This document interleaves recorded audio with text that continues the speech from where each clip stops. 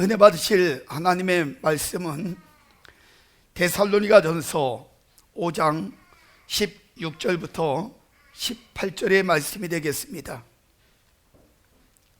한 목소리로 함께 봉독합니다. 항상 기뻐하라, 쉬지 말고 기도하라, 범사에 감사하라. 이는 그리스도 예수 안에서 너희를 향하신 하나님의 뜻이니라. 아멘. 양손을 가슴에다 대시고 고백합니다. 하나님이 보실 때에 나는 두고 보기에도 아까운 사람이다. 하나님이 지으신 피조물 중에 내가 가장 귀하다.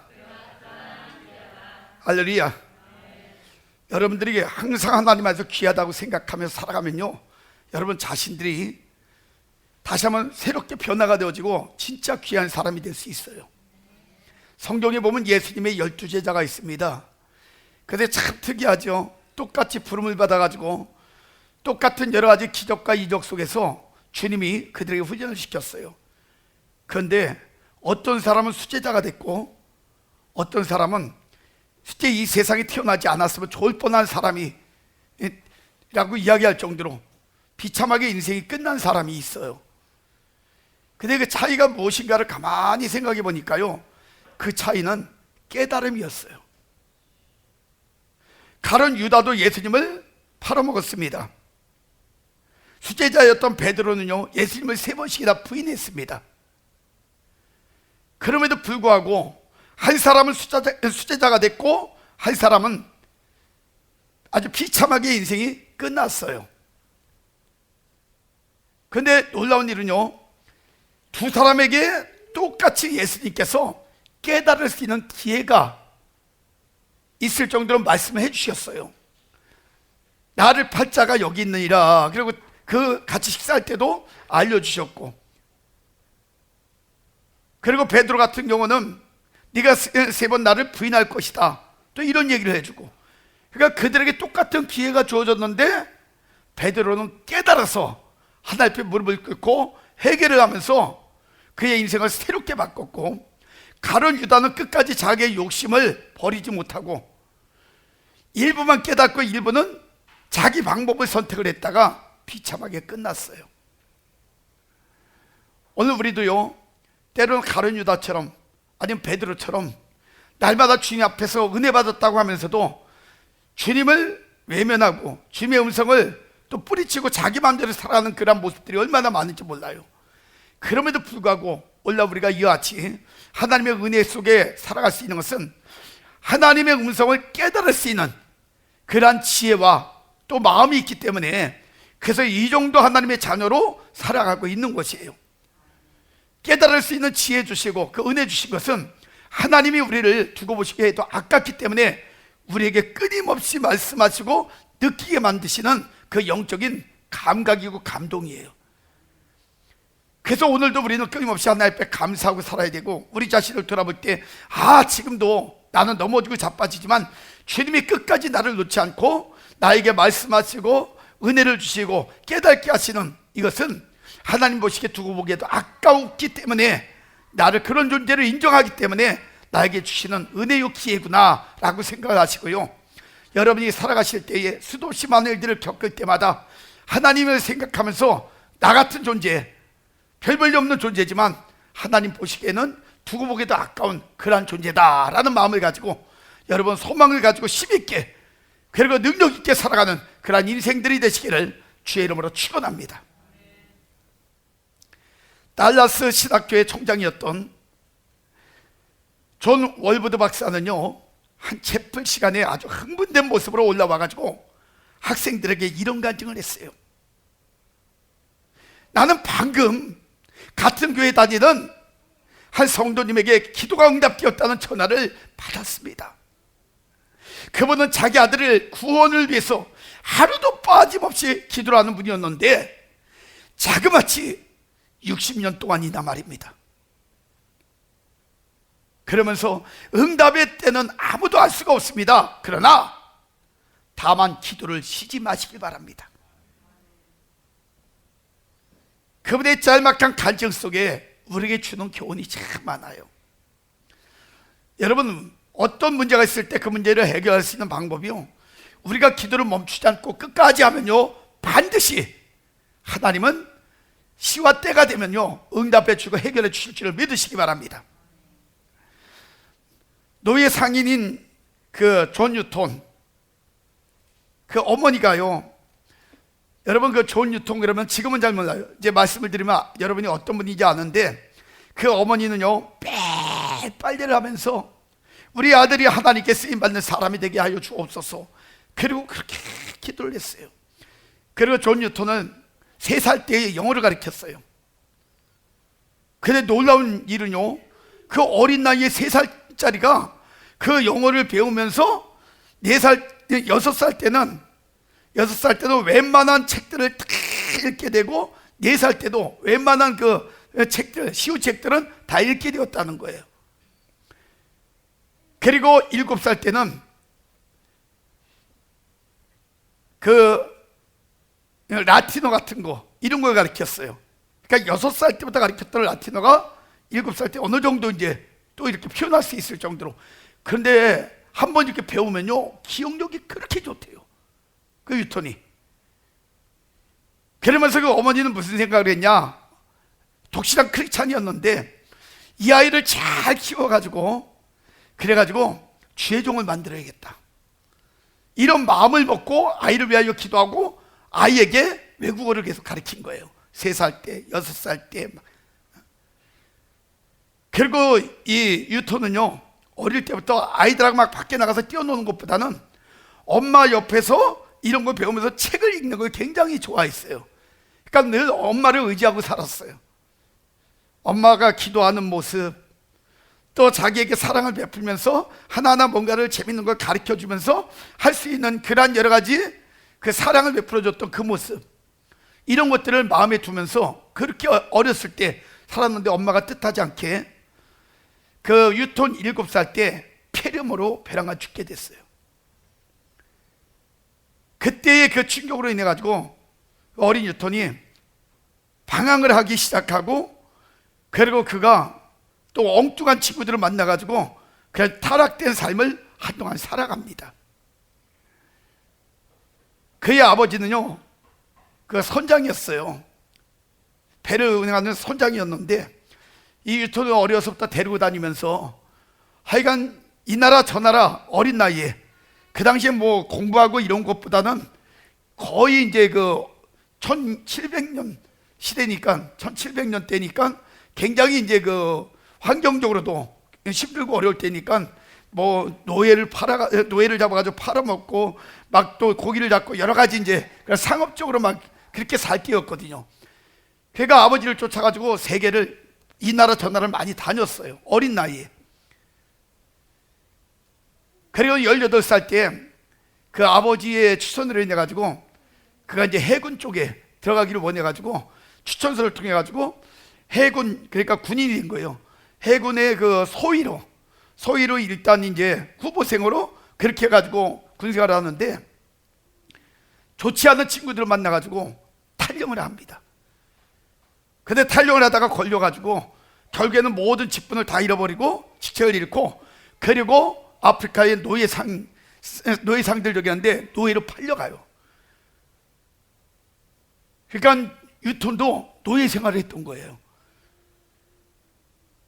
그리고 수도 없이 많은 그 배에서 막 수많은 풍랑과 죽을 고비를 넘기고 막 병에 의해 가지고 고통도 당하고 막 이런 수많은 위기를 겪다가 어느 섬에 정착하게 됐는데, 거기서 탈출하려고 했는데 배 하나가 지나가니까 친구하고 손 흔들고 막 연기를 피우고 그래가지고 노예가 된 지 15개월 만에 그 선박에 의해서 구조를 받게 돼요.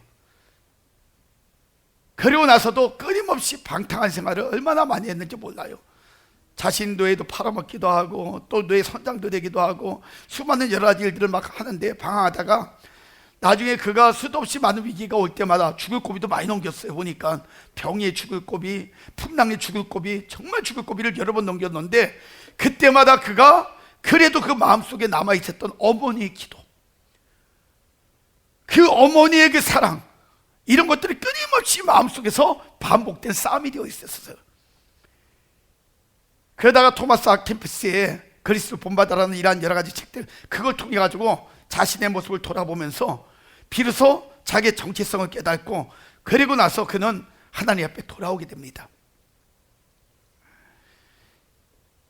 그리고 주님을 영접하고 주님 안에서 선교사가 되는데, 그때 그가 쓴 그 시가 바로 여러분 잘 아시는 찬송가 405장에 어메이징 그레이스, 나 같은 죄인 살리신, 그러한 그 가사를 쓰면서 그게 곡이 돼가지고 우리에게 감동을 주고 있어요. 나 같은 죄인 살리신 주 은혜 놀라와, 이런 고백. 그는요 어머니의 기도를 생각하면서 역시 다른 사람을 위해서도 또 열심히 기도하기 시작해요. 왜? 어머니의 기도가 자기를 살렸잖아, 변화시켰잖아요. 그의 간절한 기도를 통해 가지고 토마스 스캇이라는 사람이 하나님께 돌아옵니다. 그분 책도 참 많이 나와 있어요. 그분도 아주 세계적으로 굉장히 유명한 목회자가 됐어요. 그리고 스캇은 그 중에 특히 복음을 이렇게 전했는데요, 무신론자들을 위해서 굉장히 많이 복음을 전했어요. 그런데 그렇게도 그 복음을 받아들이지 않던, 주님을 영접하지 않고 거부했던 그 윌리엄 쿠퍼가 있었는데, 그 사람을 위해서 또 열심히 기도했어요, 스캇은. 그리고 나서 세월이 좀 지나서 쿠퍼가 드디어 예수님을 영접하고, 그 예수님을 영접한 쿠퍼가요 너무나 감동을 받고 변화가 되면서 쓴 찬양시가 바로 찬송가, 지금 우리가 쓰고 있는 80장 주 하나님 크신 능력에, 이 곡을 써가지고 이렇게 연결이 돼가지고 하나님의 사람으로 만들기 시작했어요. 변화가 되기 시작하고, 그리고 쿠퍼가 보혈로 가득 찬 그 셈이라는 책을 통해 가지고 많은 사람들에게 복음을 전하는 일에 크게 쓰임받는 이런 위대한 목회자가 되었다는 거예요. 그래서요 기도는 다른 사람을 위해서 내가 언제든지 할 수 있는 가장 귀하고 소중한 그러한 일이라는 거예요. 그러므로 내 주위에 하나님을 알지 못하는 영혼들을 위해서 여러분 매 시간 몇 대에 여러분 기도하세요. 반드시 하나님께서 들어응답해 주시고 또 복되고 형통하게 만들어 주실 줄을 믿으시기 바랍니다. 그래서 오늘은 여러분에게 왜 기도가 중요한지 그 이유를 여러분에게 몇 가지 말씀을 좀 드리려고 해요. 왜 기도가 중요할까? 첫 번째는요, 주의 뜻을 알 기회가 되기 때문에 기도가 중요한 거예요. 존 뉴턴 보세요. 존 뉴턴이 그렇게 여러 가지 어려움을 겪었지만 어머니의 기도를 통해 가지고 늘 마음에 뒀던 그 음성, 그 모습, 그걸 통해 가지고 하나님의 뜻을 알 기회가 그의 마음의 감동으로 왔다는 거예요. 그가 하루아침에 이렇게 변화된 게 아니에요. 사무엘하 7장 27절에 보니까요, 만군의 여호와 이스라엘의 하나님이요 주의 종에게 알게 하여 이르시기를 내가 너를 위하여 집을 세우리라 하신 거로 주의 종이 이 기도로 구할 마음이 생겼나이다 라고 이렇게 말씀하고 있어요. 이 기도는요 다윗 왕의 기도예요. 다윗 왕은 어려서부터 기도로 인생을 살아온 그런 사람입니다. 그래서 그 싸울 때도 만군의 여호와의 이름으로 나가서 싸우고요, 또 많은 위기와 어려움을 겪을 때에도 늘 하나님의 인도하심과 도움을 기도로 요청하며 살았던 사람이 바로 다윗이에요. 지금도 왕이지만 하나님 앞에 겸비한 자세로 나아가서 하나님의 위대하심 앞에 자신은 보잘것없는 그러한 존재임을 고백하고 있습니다. 그래서 사무엘하 7장 18절에 보니까 이렇게 고백해요. 주 여호와여, 나는 누구오며 내 집은 무엇이고 한데, 별 볼일 없는 이런 존재인데 보잘것없는 자신을 보호하시고 그리고 사랑해 주심에 감격하며 감사를 하고 있는 거예요 지금. 그리고 자신의 소원인 하나님의 전을 건축하고자 하는 그 생각이 하나님의 뜻에 맞지 않는다는 것을 알고요, 그는 포기를 합니다. 포기했을 뿐만이 아니라 자신의 생각대로 구하지 않고요, 거기 선지자 나단을 통해 가지고 들려주신 하나님의 말씀과 약속에 근거한 기도를 하면서 하나님의 뜻을 알아가며 사명을 감당해 나갔던 사람이 바로 여러분 다윗 왕이에요. 그래서 다윗은 늘 하나님 앞에 기도를 산 사람이에요. 그래서 수많은 어려움도 있었지만 위기도 있었지만 40년 동안 하나님의 그 주의 종으로, 왕으로 또 그렇게 쓰임받는 한 시대에 인물이 될 수 있었음을 믿으시기 바랍니다. 그래서 기도해야만 하나님이 하나님의 음성을 들을 수 있는 기회를 주시고, 그 기회를 통해 가지고 그의 인생을 하나님의 그 역사 가운데 사용될 수 있도록 만들어 주신다는 거예요. 여러분, 노아도 그러잖아요. 노아도 창세기 6장부터 쫙 보면 이제 노아의 사건이 나오는데, 노아도 창세기 6장 9절부터 쭉 보면요, 그 노아는 당대의 의인이요, 그리고 그 완전한 자요, 하나님과 동행하는 자였다 그랬잖아요. 근데 노아가 어떤 사람이냐, 하나님과 동행했다는 얘기는요, 늘 하나님과 대화, 기도하면서 살았던 사람이란 얘기예요, 그게. 그래서 22절에 보니까 거기도 뭐라고 나와 있냐면요, 하나님의 명대로 다 준행했다 그래요, 노아가. 그럼 하나님의 명대로 준행했다는 건 뭐예요? 하나님 앞에 기도하면서 그 음성을 듣고 살았다는 얘기예요.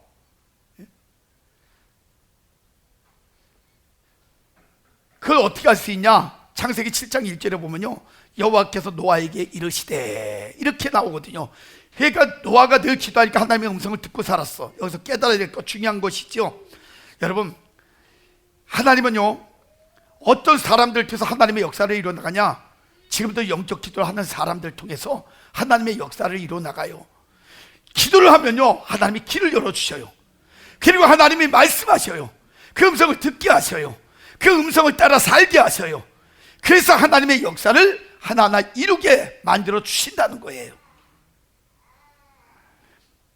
어쩌면 지금 여러분, 우리에게는요, 하나님이 허락하신 최고의 기회일지도 몰라요.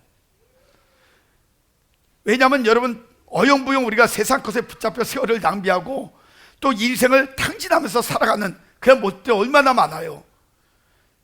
그런데 우리에게 기도에 대한 삶이 얼마나 중요한지를 듣게 하시는 것은요, 분명 하나님이 우리에게 허락하신 은혜의 기회라는 사실이에요.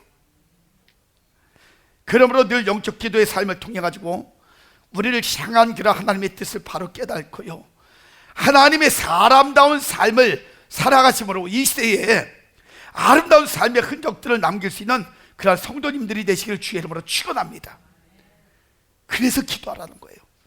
기도하면 하나님의 뜻이 뭔지를 깨달을 수 있다. 두 번째, 기도가 왜 중요하냐? 영적 교제의 통로가 되기 때문에 기도가 중요한 거예요. 이사야 55장 6절을 말씀합니다. 너희는 여호와를 만날 때에 찾으라, 가까이 계실 때에 그를 부르라. 그리고 말씀했어요. 창세기 31장 32장에 보면요, 야곱이 형 에서의 장차권을 속여가지고 빼앗아가지고는 도망을 칩니다. 그래가지고 20년 동안 외삼촌 라반의 집에서 정말 고생하죠. 종이 아니면서도 종살이 했어요. 20년 동안. 그렇게 고생을 하고 20년 만에 고향으로 돌아와요. 그런데요, 그의 마음속에는 하나의 두려움이 있었어요. 그 두려움이 무엇이었을까?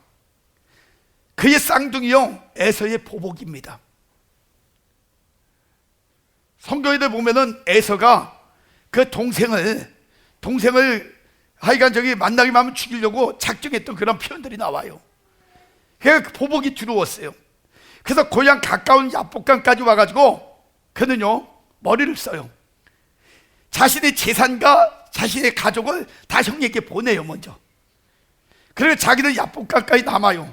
왜? 여차하면 2달이 가지고 도망치려고. 근데 거기 남아가지고 그는 복잡한 범민에 빠지죠. 야복강가에서. 어떤 범민이 왔냐? 첫째로, 자신의 모든 것을 다 보냈는데도 안 되면은 어떻게 하지? 두 번째는, 형이 군사를 몰고 오면 그러면 어떻게 하지? 세 번째는, 만약 도망을 치는 상황이 오면은 어디로 가야지? 성경에는 안 나와 있는데 제가 추측을 해본 거예요. 야곱의 그 심정에서 아마 이런 범민에 빠져 있었을 거예요. 그는 인간의 방법으로는 해결하기 힘든 상황에 빠져 있었습니다. 그가 할 수 있는 것은요, 종살이 같은 그 힘든 인생을 20년 동안 살 때에 함께 하셨던 하나님을 찾는 수밖에 없었어요. 그래서 무릎을 꿇을 때 창세기 32장 24절에 성경에 보니까 거기 한 사람과 강한 씨름이 있었다 그랬어요. 그런데 저는 이렇게 표현하고 싶어요. 그때 하나님과의 강한 영적 교제가 거기서 이루어졌다.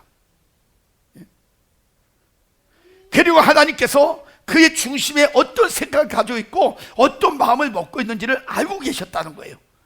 그래서 그가 인간적인 방법으로, 인간적인 수단으로 잔머리를 굴리고 뭔가를 행동으로 취하려고 했던 그걸 알고 하나님께서는 그의 다리에, 그 다리를 움직일 수 없는 환도뼈를 쳐버리고, 그리고 인간적인 모든 수단과 방법을 꺾어버리신 거예요, 그 자리에서. 그리고 하나님께서 그에게 주신 기회는 오직 하나님만 붙잡고 하나님 안에서만 해결할 수밖에 없다는 사실을 그에게 깨닫고 하나님을 붙잡고 늘어질 수 있는 그런 영적 삶의 회복을 거기서 일으켜 주셨다는 거예요. 그래서 그 야곱이 그 천사와 씨름하면서 붙잡고 늘어지잖아요. 나를 축복하옵소서. 나를 축복하지 않으면 절대로 놓을 수 없습니다. 하나님만 붙잡고 늘어질 수밖에 없는 모습. 그때 하나님께서는 그 야곱에게 이스라엘이라는 축복을 주시고 그의 인생의 큰 문제를 해결해 주신 줄을 믿으시기 바랍니다. 바로 이거예요. 우리는 지금 각자가 다양한 문제 속에 빠져서 살아가고 있어요. 그래서 때로는 염려하고 근심하고 걱정의 어둠의 그 터널 속에서 잠 못 이루고 헤매는 사람들도 있을 것입니다. 그러나 지금 우리에게는요, 위기가 아니라 기회예요. 여호와를 만날 만한 기회, 여호와를 찾고 부를 수 있는 기회, 이 기회를 바로잡는 사람만이 반드시 하나님이 인도해 주시고 또 은혜를 체험하게 만들어 주실 줄 믿으시기 바랍니다. 왜냐? 하나님이 바로 그런 사람을 지금 찾고 계시거든요. 위기가 있을 때 기도하는 사람, 어려움이 있을 때 무릎을 꿇는 사람, 그리고 자신이 할 수 없는 것을 인정하면서 하나님만이 모든 문제의 구원자라는 사실을 인정하는 사람, 그 사람을 지금 찾고 계세요. 그 사람이 저와 여러분이 되시길 주의 이름으로 축원합니다. 그 다음에 세 번째, 왜 기도가 중요하냐? 자아 발견의 시간이 되기 때문에 중요한 거예요. 자기 자신을 발견할 수 있는 그러한 기회가 되기 때문에. 스가랴 12장 10절에 보니까 내가 다윗의 집과 예루살렘 거민에게 은총과 간구하는 심령을 부어주리니 축복을 이야기해요. 그들이 그 찌른 바 그를 바라보고 그를 위하여 애통하기를 독자를 위하여 애통하듯 하며 그를 위하여 통곡하기를 장자를 위하여 통곡하듯 하리로다. 축복과 더불어 뭐냐? 회개에 관한 그 부분을 이야기하고 있는 거예요. 죄의 문제에 대한. 자, 여러분, 하나님께서 약속하시는 축복은요, 반드시 누리게 하십니다.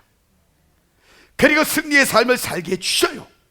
그러나 제가 이 말씀들을 볼 때마다 깨닫는 게요, 가장 큰 승리의 삶이 뭘까 보니까요, 가장 큰 승리의 삶은요, 바로 죄로부터의 승리의 삶이에요.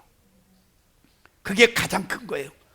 왜냐하면 인류의 모든 문제는 죄 때문에 왔잖아요. 질병도 죄 때문에 왔고 인간의 고통도 죄 때문에 왔고, 그러니까 이 죄의 문제로부터의 승리가 가장 큰 승리예요. 다윗 왕은 분명히 하나님께 인정받고 축복받은 사람입니다. 그러나 그에게도 육신의 탐욕으로 큰 죄에 빠진 때가 있었어요. 사무엘하 11장에 보면 해쪽 속의 사람이었던 군인 우리아의 아내 바세바를 취함으로 그 죄를 감추려고 우리아를 전쟁 중에서도 가장 위험한 곳에 들어가게 해가지고 그를 죽게 만들었잖아요. 그때 하나님이 그걸 아시고 나단 선지자를 통해 가지고 다윗을 가서 책망하게 만드셔요. 다윗이 나단 선지자의 말을 들었어요. 하나님 책망하시는 음성을. 그 음성을 듣고요, 다윗이 그 다음서부터 어떻게 살았는지 아세요?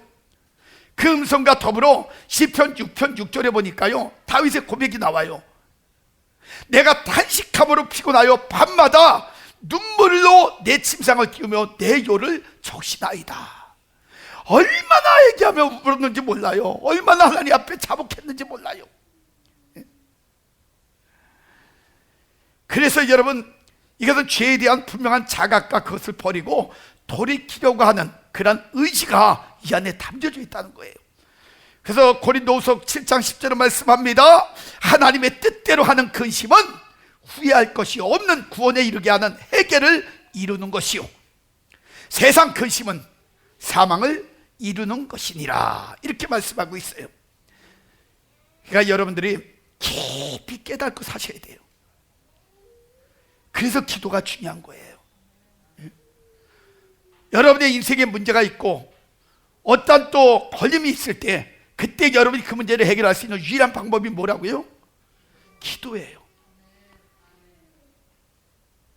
인생사에 수많은 문제가 있을 때 인간적인 방법으로 풀려고 하지 마세요. 절대로 안 풀려요. 왜냐하면 죄로부터 시작된 모든 문제는 죄의 문제가 해결이 되어져야 되거든요. 그래서 기도하라는 거예요.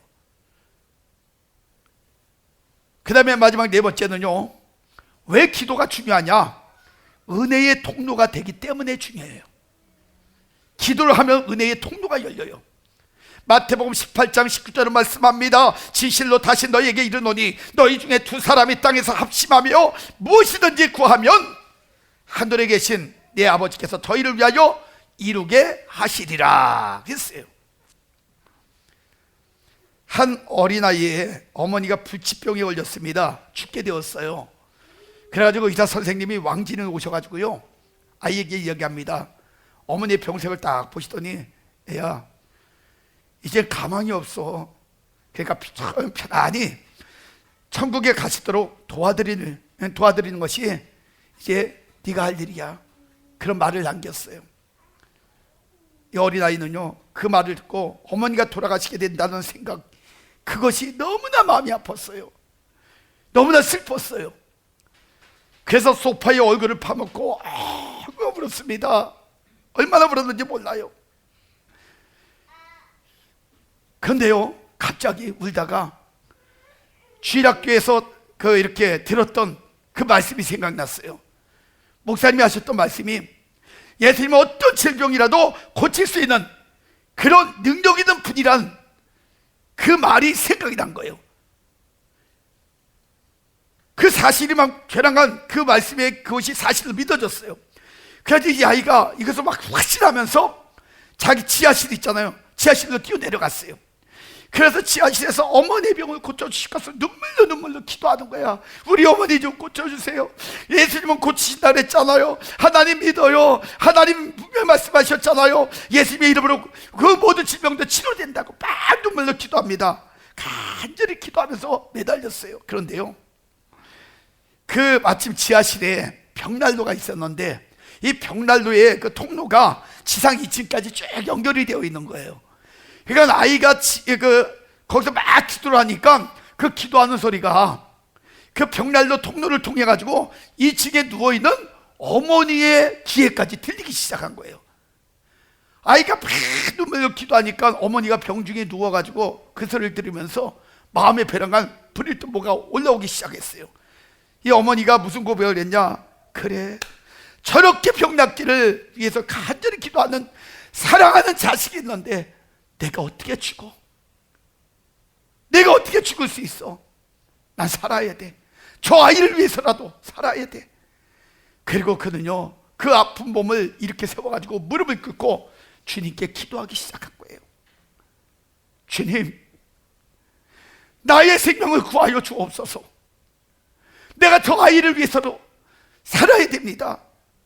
그러니까 제발 나의 병을 고쳐주옵소서. 여러분, 어린아이의 기도와 어머니의 기도가 연합이 되어지니까 그것이 하나님께 상달되자 능력이 되기 시작했어요. 그 능력이 막 오기 시작하니까 어머니의 몸에 이상현상이 오면서 그 어머니의 모든 질병이 거기서 깨끗하게 치료되는 기적이 일어났어요. 한 어린아이의 확고한 믿음의 기도가 꺼져가는 어머니의 생명을 다시 살리게 되었다는 사실을 여러분 믿으시기 바랍니다. 그래서 시편 86편 7절을 말씀합니다. 나의 환난 날에 내가 주께 부르짖어오리니 주께서 내게 응답하시리이다. 믿으시기 바랍니다. 하나님은 살아계셔요. 그래서 진짜 믿음의 사람, 기도의 사람을 통해 지금도 전 세계 수많은 환경 속에서 수많은 여러 가지 일들을 겪고 있는 그런 수많은 일들 속에 믿음의 사람들을 통해서 그 일들을 하나하나씩 해결해 주시면서 역사하고 계시다는 것이에요. 수많은 기적과 표적은 지금도 일어나고 있어요. 어떤 사람들을 통해서? 기도하는 사람들을 통해서, 믿음의 사람들을 통해서. 그 주인공이 저와 여러분이 되시기를 주의 이름으로 축원합니다. 이제 말씀을 정리합니다. 기도는요, 우리가 살아가기 위한 영적인 호흡이에요. 그런데 그 영적 호흡의 입김이 우리가 기도할 때마다 그냥 기도하는 거 아니잖아요. 숨을 쉬면서 그 뿜어내는 입김이 능력으로 나타날 때는요, 세상 사람들이 상상할 수도 없는 엄청난 능력이 될 줄을 믿으시길 바랍니다. 그래서 하나님께 크게 쓰임받았던 믿음의 사람들은 다른 명칭으로 기도의 사람들이라고 이야기할 수 있었던 것이 바로 이것 때문이에요. 그 중에 많은 사람들이 있죠. 대표자 몇 사람을 이야기하면은, 여러분 그 골든마우스, 황금의 유비라고 불렸던 아주 세계적인 설교자가 있어요. 스펄전 목사님입니다. 그 스펄전 목사님께 은혜로운 설교의 비결이 도대체 무엇입니까? 어떻게 그렇게 정말 보배로운 그런 말씀을 전할 수 있습니까? 비결이 무엇이죠? 물었습니다. 그때 스펄전 목사님은 이렇게 이야기했어요. 무릎 꿇고 땀 많이 흘리는 것, 이것이 바로 비결입니다 그랬어요. 그러면서 예배 시간 30분 전에 기도실 문을 딱 열었습니다. 여러분이 보았는데 세상에 거기 300명의 기도 용사 같은 기도의 용사들이 예배를 위해서 딱 거기서 뜨겁게 기도하더라는 거예요. 그러니까 스펄전 목사님이 이야기했습니다. 이것이 바로 교회의 동력 공장입니다. 그리고 이야기를 했어요. 기도하는 사람들이 있기 때문에 그들의 그 힘이, 그들의 간절함이 나에게 이런 설교를 할 수 있는 능력으로 만들어 준 겁니다. 제가 여러분들에게 능력 있게 설교하게 만들시려면 여러분들이 기도하셔야 돼요. 예? 사무엘 플레처라는 목사님이 계세요.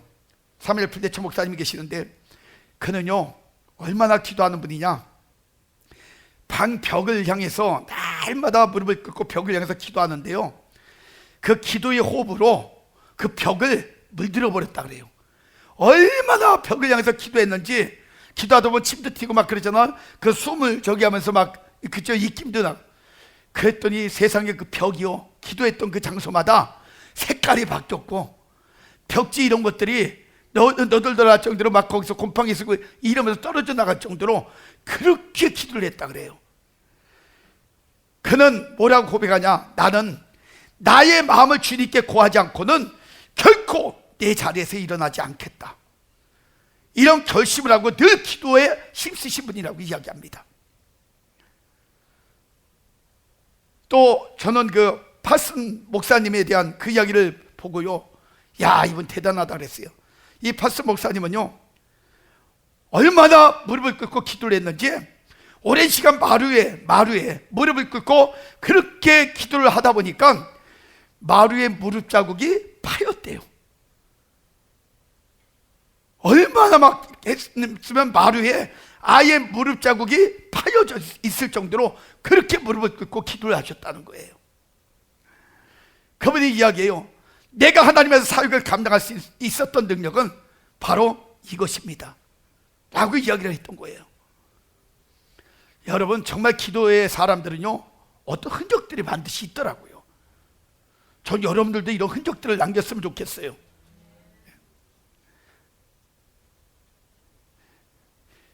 그리고 그 마티스 디 렌티 목사님은 늘 기도에 힘쓰는 신령한 목사님으로 유명한데요, 하루는 기도실에 들어가면서 사환한테 얘기했어요. 30분 후에 노크를 좀 해달라고. 자기가 기도하면 정신이 없어가지고 시간 가는 줄 모르니까 30분 후에. 그런데요 30분 후에 막 기도를 하는데 이 사환이 갔어요. 그리고 막 하도 기도하고 계시길래 그 열쇠 구멍으로 싹 들여다봤어요. 그랬더니 들여다봤는데 놀라운 일이요, 목사님이 기도하고 있는데 몸에서 광채가 난다는 거예요. 빛이 얼마나 화려하게 나면서 그분이 얼마나 열심히 기도하고 있는지 도저히 문을 두드릴 수가 없었대요. 그래가지고 그는 물러났어요. 그래서는 2시간 후에 가서 또 들여다봤는데 여전히 목사님의 그 몸에서 광채가 나면서 얼마나 열정을 기도하는지 도저히 두들길 수가 없었대요. 다시 돌아왔어요. 그래서는 3시간 30분 지났을 때 그때 가서 도저히 안 되겠다 싶어가지고 그때 문을 두들겼대요. 그랬더니 그 목사님이 기도를 딱 중지하고는 나오시면서 벌써 30분이 됐냐고, 그리고 이야기를 하더래요. 여러분, 오늘 여러분은 어떤 사람으로 살아가고 어떤 사람으로 이 시대의 흔적을 남기고 가고 싶습니까? 여러분의 삶의 방향과 목적을 정확하게 확인하기 원하신다면요, 여러분 기도하시길 바랍니다. 여러분이 무릎을 꿇는 순간 하나님께서는 여러분의 임마누엘이 되어주실 거예요. 여러분이 함께 하실 겁니다. 그리고 여호와 이레 예비하신 길로 여러분들을 인도해 주실 거예요. 그리고 여러분의 삶의 모든 부분들을, 인생의 결론이 딱 날 때는요, 여호와니시 승리의 깃발을 들고 여러분이 하나님 앞에 멋지게 인생을 마무리 지을 수 있도록 만들어 주실 겁니다. 그래서 여러분들이 늘 기도하는 삶을 통해 가지고 하나님의 뜻도 깨닫고 하나님의 은혜 가운데 멋지게 승리하며 살아가는 복된 인생들이 되시기를 주의 이름으로 축원합니다. 그래서 기도가 중요한 거예요. 그래서 오늘도 이 말씀들을 이렇게 돌아보면서 우리 모습들을 비춰보세요. 나는 지금 어떠한 삶을 살고 있는가? 정말 하나님이 원하시는 건 기도의 삶을 통해 가지고 우리의 영적인 그런 모습을 가지고 하나님이 쓰시고, 또 이 땅에서 하나님의 어떤 목적을 이루시기를 원하시는데 나는 지금 어떤 인생을 살아가고 있는가? 하나님 앞에 쓰임받을 수 있는 그런 모습으로 살고 있는가? 아니면 어영부영 지금도 인생을 낭비하고 탕진하며 살아가고 있는가? 이런 것들을 이렇게 돌아보시면서 우리 자신들을 재점검하시고 하나님 앞에, 하나님 내가 무릎으로 하나님 앞에 쓰임받을 수 있는 이런 일꾼 되기를 원합니다. 이런 결단의 시간이 되시기를 주의 이름으로 축원합니다. 오늘도 하나님의 귀한 음성을 통하여서 우리 자신들 돌아보게 하심을 감사합니다. 우리가 날마다 하나님 호흡하며 살아갈 때에 세상적인 호흡도 중요하지만 영적 호흡인 기도의 삶을 살아가기를 원합니다. 말세가 되어 하나님 수많은 하나님의 일꾼들이 필요하며 또 하나님의 역사가 더 강력하게 임하기를 원하시는데, 그 수많은 일들을 위하여 하나님 사용하기를 원하는 일꾼들을 지금도 찾고 계신 줄을 믿습니다. 하나님, 그런 일꾼들이 되기 위하여 우리가 먼저 무릎을 꿇고 하나님의 뜻을 찾고 하나님의 은혜 가운데 거하여 하나님의 계획 가운데 동참하는 그런 믿음의 사람들 되어질 수 있도록 역사해 주시기를 원합니다. 우리는 연약합니다. 미련합니다. 부족합니다. 그래서 때론 방황하고 때론 하나님 원치 않는 그러한 삶을 살 때도 있습니다. 그러나 이제는 하나님 기도할 때마다 하나님의 음성이 우리의 영혼 속에 들어오게 하여 주시고 우리의 마음이 그 모든 것들을 깨달아 하나님 앞에 영적 무릎을 꿇는 그러한 삶을 살아가기를 원합니다. 그래서 하나님 앞에 순종할 때마다 새로운 삶이 되기를 원하며 새로운 능력이 되어지기를 원하며 새로운 승리의 삶이 되어지기를 원하며 새로운 인생들이 되어지는 은혜 입을 수 있도록 역사하여 주시옵소서. 오늘도 하나님 기도하는 삶을 위하여 결단한 우리 성도님들, 하나님 그 마음이 식지 않게 하여 주시고 변하지 않도록 그들의 마음에 다시 한번 새로운 다짐이 있기를 원하며 하나님 다시 한번 하나님을 향한 뜨거운 열망이 회복되게 하여 주시옵소서. 질병 가운데 있는 심령들 긍휼히 여겨 주옵소서. 암으로 고통받고 있는 심령들이 있사오니 하나님의 은혜 가운데 지금도 하나하나 회복되고 있음을 믿습니다. 그러한 소식도 들려집니다. 이제는 하나님 그 모든 암덩어리들이 떠나가 정상이 되어지기를 원하며 완전히 치료되어지는 은혜 입기를 원합니다. 주여 그들의 영혼을, 그들의 육체를 붙잡아 주셔서 하나님의 은혜의 장 중에 기적을 체험하고 하나님의 이름을 높이 드러내는 간증자들이 되어지게 하여 주옵소서. 오장육부, 심장, 폐부, 관절, 세포, 신장, 폐, 그리고 하나님 모든 모든 부분들이 하나님의 은혜 가운데서 풀어지기를 원하며 단단해지기를 원하며 하나님 튼튼해지기를 원하며 커지기를 원하며 하나님 모든 또한 죽은 세포들이 다 사라지는 은혜가 있기를 원합니다.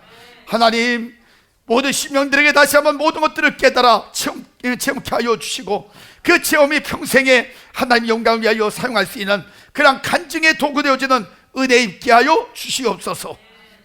지금은 우리 구주 예수 그리스도의 은혜와 하나님의 그 크시고 만극하신 사랑하심과 성령님의 감화감동 대주 역사 충만하심의 은혜가 오늘도 하나님의 그 크시고 놀라운 은혜 안에서 귀한 말씀을 의지하여 살아가기를 원하는 우리 성도님들 머리 위에, 그들의 가정, 건강, 계획, 모든 생업 위에, 영풍월도 교회와 이 나라의 민족 전 세계 머리 위에 지금부터 영원까지 하나님의 축복이 함께 계실지어다.